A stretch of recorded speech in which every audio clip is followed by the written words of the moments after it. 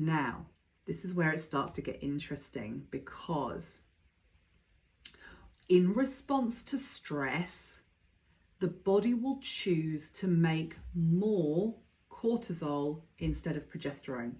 So that happens because we don't just make our progesterone in our ovaries.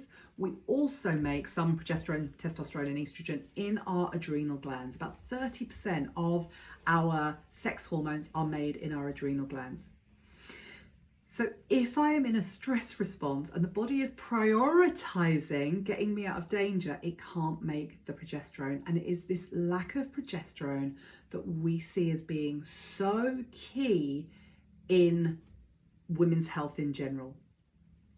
It comes into its own in perimenopause, because what happens is in puberty, I have got my estrogen and my progesterone, they both rise.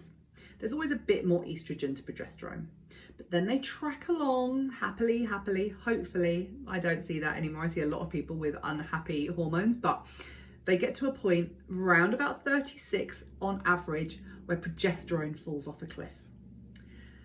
Estrogen, however, carries on going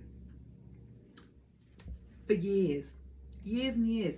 Estrogen only starts to go crazy and haywire during the menopause transition, and then it too drops off. But there could be 10 years of perimenopause where progesterone has dropped but estrogen is high. So this is a problem if, when it comes to the 30% that's being made in the adrenals, we need every single drop of progesterone that we can get our hands on.